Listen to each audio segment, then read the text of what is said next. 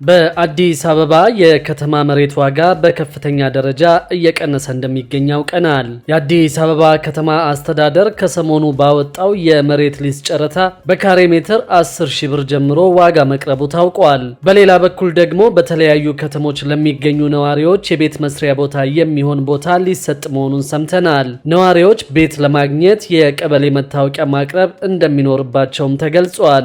ሰላም ቤተሰቦቻችን፣ መረጃዎቹን የት ሀገርና የት ከተማ ሆናችሁ እየተከታተላችሁ እንደምትገኙ በሐሳብ መስጫው ላይ ጻፉልን። ከመሬት ዋጋና ግዢ ጋር በተገናኘ ያላችሁንም ተሞክሮ አሳውቁን። አሁን ዝርዝር መረጃዎቹን አንድ በአንድ ወደ እናንተ እናደርሳለን። እስከ መጨረሻው አብራችሁን ቆዩ።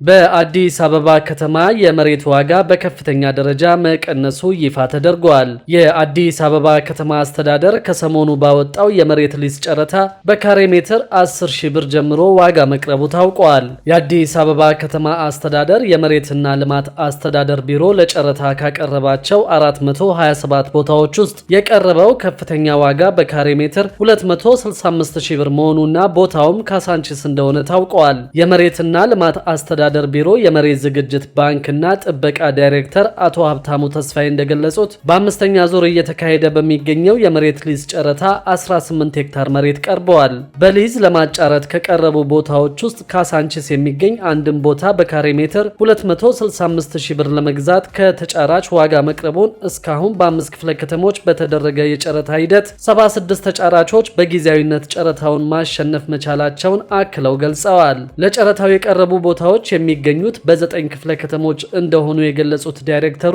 በአጠቃላይ የጨረታ ሰነዱን ገዝተው የተጫረቱት ብዛት 6885 ተጫራቾች እንደሆኑ ተናግረዋል። ዝቅተኛ ዋጋ የቀረበው በካሬ ሜትር 10 ሺህ ብር መሆኑንና በተወሰኑ ቦታዎች ጨረታውን ያሸነፉ ተጫራቾች ውጤታቸው ይፋ እየተደረገ መሆኑንም አስረድተዋል። ለአራተኛ ዙር በተካሄደው ጨረታ 14 ሄክታር መሬት የቀረበ መሆኑን ከዚህም ከቅድመ ክፍያ ብቻ 3.6 ቢሊዮን ብር ማግኘት እንደተቻለ ጠቁመዋል። በአሁኑ ወቅት እየተካሄደ በሚገኘው ጨረታ ካለፈው ጊዜ ጋር ሲነጻጸር የቦታዎቹ ስፋትም ሆነ ብዛታቸው እንደሚለይና እንደሚበልጥ ጠቅሰዋል። የጨረታውም ውጤት ሙሉ ለሙሉ ሲጠናቀቅ አሸናፊዎቹ እንደሚታወቁ ተናግረዋል። በተለያዩ ጊዜያት የመሬት ሊዝ ጨረታ በማውጣት ግልጽና ነፃ ውድድር በማካሄድ የህብረተሰቡን የመሬት ጥያቄ ለመመለስ ጥረት እየተደረገ ነው ያሉት የመሬትና ልማት አስተዳደር ቢሮ ዳይሬክተር አቶ ጫሊ አብርሃም ናቸው። በእስካሁኑ የጨረታ ሂደት ምንም አይነት ቅሬታ አለመቅረቡን የገለጹት ዳይሬክተሩ ይህም የጨረታ ሂደቱ ግልጽና ነፃ መሆኑን ያሳያል ብለዋል። የመሬት ልማትና አስተዳደር ቢሮ ለረጅም ዓመታት ተቋርጦ የነበረውን የመሬት ሊዝ ጨረታ ከተማ አስተዳደሩ ባስቀመጠው አቅጣጫ መሰረት ከ2015 በጀት ዓመት ጀምሮ በየ3 ወራት እንዲወጣ በማድረግ የህብረተሰቡን የዓመታት ጥያቄ ምላሽ እንዲያገኝ እየሰራ መሆኑን አክለዋል። ለአምስተኛ ዙር የመሬት ሊዝ ጨረታ በአዲስ ከተማ በኮልፌ ቀራኒዮና በንፋስ ስልክ ላፍቶ ክፍለ ከተሞች 96 ቦታዎች ሲቀርቡ ተጫራቾች ህጋዊ ወኪሎቻቸውና ታዛቢዎች በተገኙበት የጨረታ ሳጥን ተከፍቶ በተደረገው ማጣራት 200 ተጫራቾች በጨረታ ሊዝ መመሪያ መሰረት ተገቢውን መስፈርት ባለማሟላታቸው ምክንያት ከጨረታ ውጭ ሲሆኑ 14 ቦታዎችም በቂ ተጫራቾች ባለመቅረባቸው ጨረታው መሰረዙ ታውቋል። ከ5 ወር በፊት በተካሄደ ጨረታ በ10 ክፍለ ከተሞች የሚገኙ 285 ቦታዎች ለተጫራቾች በጨረታ መቅረባቸው ይታወቃል። በዚህ ዙር ጨረታ የተሰጠው ዝቅተኛ ዋጋ በለሚ ኩራ ክፍለ ከተማ ለሚገኝ ይዞታ ሲሆን የገንዘብ መጠኑ በካሬ ሜትር 12320 ብር እንደነበር ይታወሳል። በጨረታው ከፍተኛ የሆነው በካሬ ሜትር 306600 ብር የገንዘብ መጠን የተመዘገበው በንፋስ ስልክ ላፍቶ ክፍለ ከተማ ለሚገኝ መሬት እንደነበር ቢሮ በወቅቱ ይፋ ማድረጉ አይዘነጋም። በዚህም መሰረት እንግዲህ በአሁኑ ጨረታ ከፍተኛውም ሆነ ዝቅተኛው የመሬት ዋጋ በከፍተኛ ደረጃ ዋጋው መቀነሱን ለማወቅ ተችሏል። በሌላ በኩል ደግሞ በተለያዩ ከተሞች ለሚገኙ ነዋሪዎች የቤት መስሪያ የሚሆን ቦታ ሊሰጥ መሆኑን ሰምተናል።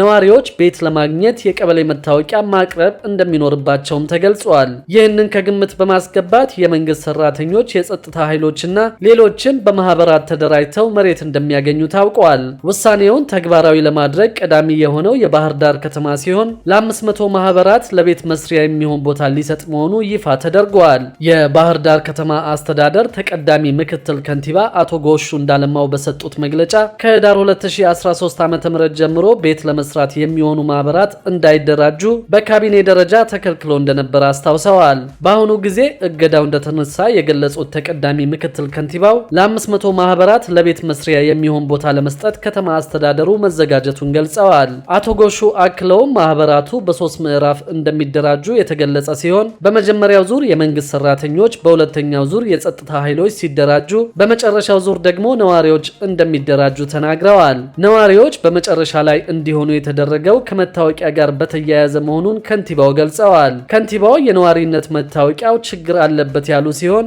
ብዙ ሐሰተኛ መታወቂያዎችን የያዙ ግለሰቦች መኖራቸውንም ገልጸዋል። በተጨማሪም መታወቂያውን የከተማዋ ነዋሪ ያልሆኑ ሰዎች እንደሚጠቀሙበትም ነው ያነሱት። ችግሩን ለመቅረፍም ከክልሉ የቴክኖሎጂ ቢሮ ጋር በመሆን ሶፍትዌር በማልማት አሁን ያለውን መታወቂያ ሙሉ ለሙሉ በመቀየር በዲጂታል ለመተካት ዝግጅት መጠናቀቁን ተቀዳሚ ምክትል ከንቲባው ተናግረዋል። ማህበራት ሲደራጁም ህጋዊ በሆነ መልኩ የከተማ አስተዳደሩ በሰየማቸው ኮሚቴዎችና በቢሮ በኩል መሆን እንዳለበት ያሳሰቡ ሲሆን ህብረተሰቡ ከሐሰተኛ ደላሎች ራሱን እንዲጠብቅም አሳስበዋል። ከንቲባው በ2013 የቤት ማህበራት እንዳይደራጁ ከተከለከሉ በኋላ 936 ህገወጥ ማህበራት መደራጀታቸውን የገለጹ ሲሆን እነዚህ ማህበራት እውቅና የላቸውም ብለዋል። ማህበራቱ አሁን ግን ህጋዊ መንገዱን ጠብቀው ዳግም መደራጀት ይችላሉ ሲሉ ተናግረዋል። በቀጣይ ተመሳሳይ እርምጃ በመውሰድ የተለያዩ ከተሞች የቤት መስሪያ የሚሆን ቦታ በማህበር ለተደራጁ ነዋሪዎች ለመስጠት መዘጋጀታቸውንም ለማወቅ ችለናል። በሌላ በኩል ደግሞ ሳውዲ አረቢያ ኢትዮጵያን ጨምሮ በ14 ሀገራት ላይ የቪዛ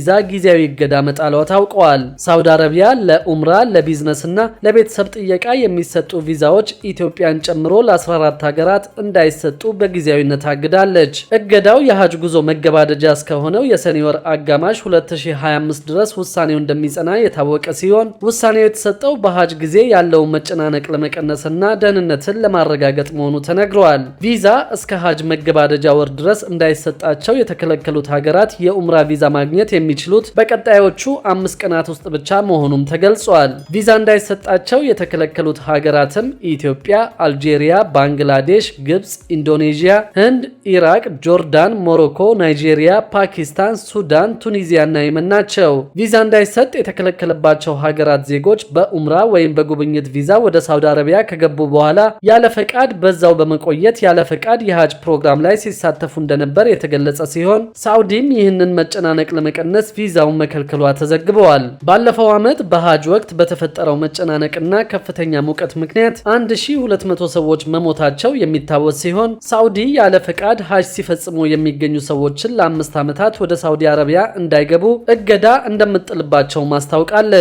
በሌላ በኩል ደግሞ በ9 ቀናት ከ7000 በላይ ተሽከርካሪዎች ላይ ድንገተኛ ፍተሻ መካሄዱ ተገልጿል። በ9 ቀናት ውስጥ 7051 ተሽከርካሪዎች ላይ ድንገተኛ ፍተሻ መካሄዱን የትራንስፖርትና ሎጂስቲክስ ሚኒስቴር ገልጿል። በትራንስፖርትና ሎጂስቲክስ ሚኒስቴርና ባለድርሻ አካላት ቅንጅት የተካሄደው የተሽከርካሪ የመንገድ ላይ ክትትልና የድጋፍ አፈጻጸም ተገምግመዋል። በ22 የተሽከርካሪ ቴክኒክ ምርመራ ተቋማት፣ በ31 የከተማ ትራንስፖርት ተርሚናሎች እንዲሁም ደግሞ በ9 የህዝብ ትራንስፖርት አገልግሎት መስጫ ላይ ድንገተኛ ፍተሻ መካሄዱን በግምገማው ተገልጿል። ለ9 ቀናት በአዲስ አበባና በሸገር ከተማ በተለያዩ መንገዶች በተካሄደው የመንገድ ላይ ክትትልና ድጋፍም በአሽከርካሪዎችና በተሽከርካሪዎች ላይ በርካታ ጉድለቶች መታየታቸውን የትራንስፖርትና ሎጂስቲክስ ሚኒስትር ዴኤታ አቶ በሮ ሐሰን ገልጸዋል። በተደረገው ክትትልና ድጋፍም የተሽከርካሪ የቴክኒክ ብቃት ሁኔታ ሳያሟሉ ቦሎ ያላቸው ተሽከርካሪዎች መኖራቸው፣ እንደ ሀገር ወጥ የሆነ ታሪፍ ቢኖርም ከታሪፍ በላይ የሚያስከፍሉ መኖራቸው ከተገኙ ጉድለቶች መካከል ተጠቅሰዋል። እንዲሁም ተሽከርካሪው ከመጫን አቅሙ በላይ ትርፍ ጭነት የሚጭኑ